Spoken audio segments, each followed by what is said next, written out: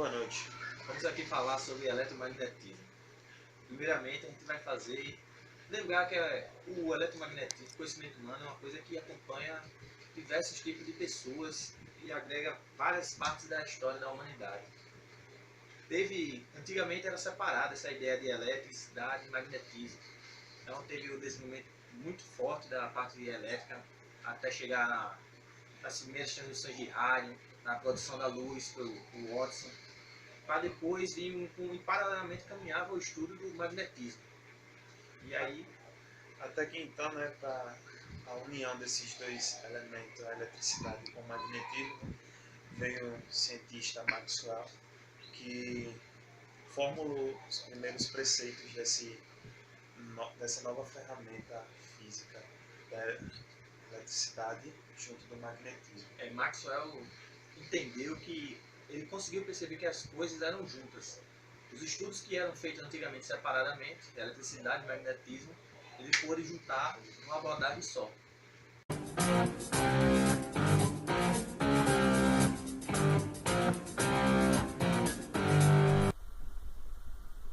Bom, vamos falar agora sobre o eletroímã.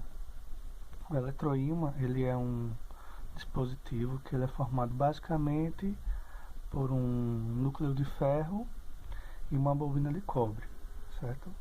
Quando a gente tem uma bobina de cobre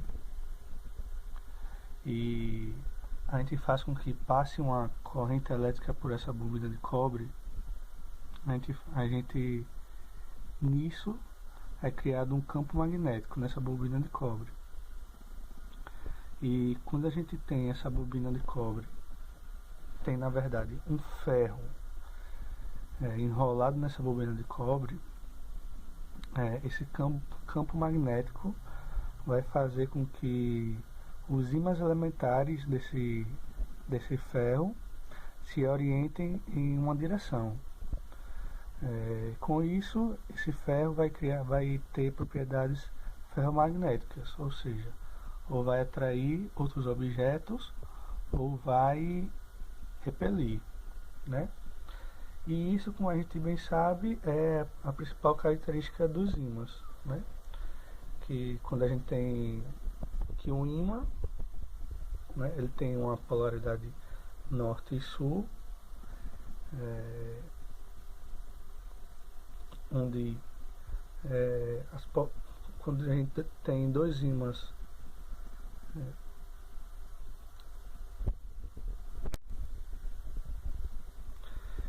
e nisso a gente tem basicamente o ímã, né?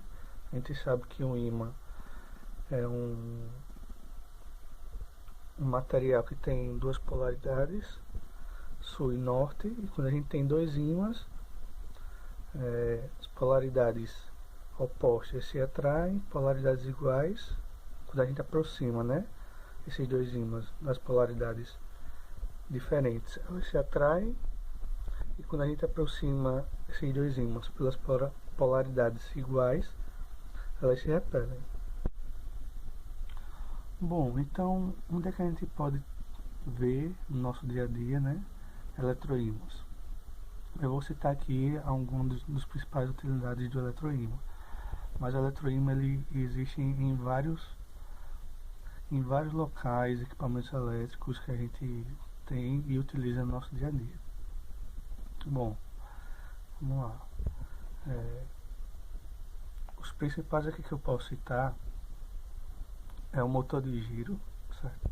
Sempre quando a gente tem em vários lugares e vai em vários lugares, equipamentos, e vê um motor de giro, a gente sabe que ali tem um eletroímã. Como exemplo, o ventilador, o liquidificador, mas em vários equipamentos a gente tem um eletroímã. Também a gente vê eletroímã nas portas dos bancos. São as chamadas travas elétricas.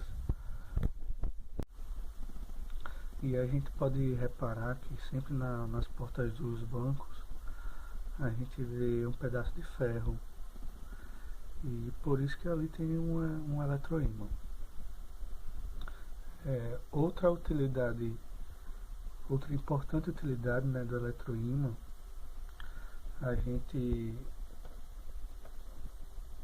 pode reparar que o eletroímã está em todo canto, mas outra importante utilidade está na medicina, né, em diversos equipamentos. E aqui eu cito um que é os aparelhos de ressonância eletromagnética, que, como ele mesmo sugere, ele é um equipamento que utiliza poderosos eletroímãs. Quando a pessoa é colocada nesses aparelhos, os aparelhos magnetizam os átomos do corpo dessa pessoa, e esses átomos vão enviar sinais magnéticos, que daí os médicos vão tirar determinadas conclusões. E outra importante utilidade do eletroímã é nos transportes. Eu cito aqui os trens-balas, né, que são conhecidos também como trem de levitação magnética, que usam poderosos eletroímãs para diminuir o atrito entre o trem e o trilho. E com isso eles conseguem atingir grandes velocidades, certo? E qual seria a utilidade, né, desses eletroímãs? Bom, nós temos o eletroímã, né? Para uma melhor explicação desse assunto, né, vamos ver uma pequena análise matemática.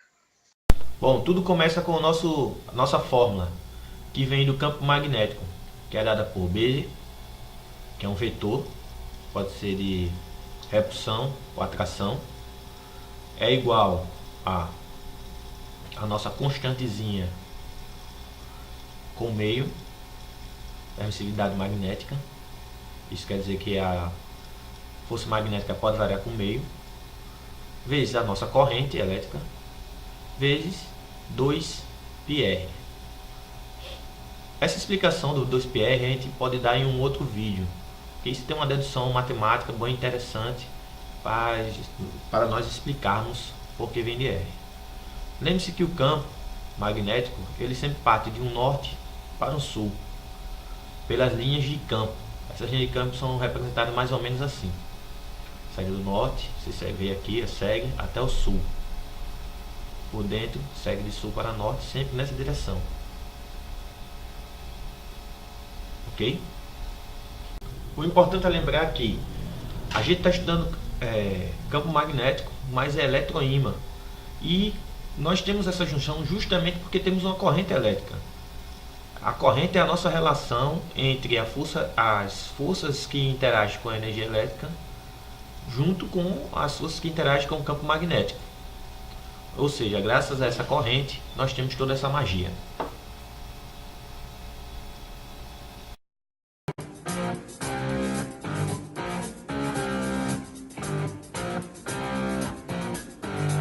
Toda aquela conta matemática não vai levar a nada se a gente não mostrar a vocês aqui como é na prática. Por isso que a gente vai trazer para vocês agora um exemplo de um experimento de um eletroímã que vamos elaborar, mostrado nesse vídeo. É um experimento de baixo custo, né? A gente vai tentar aqui utilizar vários elementos aí que dá para você conseguir aí na hora. Agora nós vamos mostrar aqui como montar o nosso experimento básico de confeccionar um eletroímã. Para isso a gente precisa da ajuda do nosso gênio aqui para fazer. E aí, quais matérias que a gente vai usar? Bom, aqui a gente está utilizando um multímetro, uma fonte regulado, o eletroímã que a gente mesmo confeccionou e uma chave para ligar e desligar esse eletroímã. E aí, Ramon, como é que a gente faz para montar? Bom, a gente utilizou uns ferros de transformador usado, transformador desse de equipamento eletrônico mesmo, e tirou o fio e só fomos enrolando até completar a quantidade de voltas que a gente queria.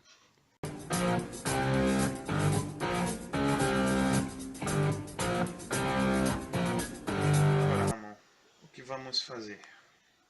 Bom, depois que a gente enrolou a espira, fez o nosso eletroímã, a gente agora vai conectar ele numa fonte de energia.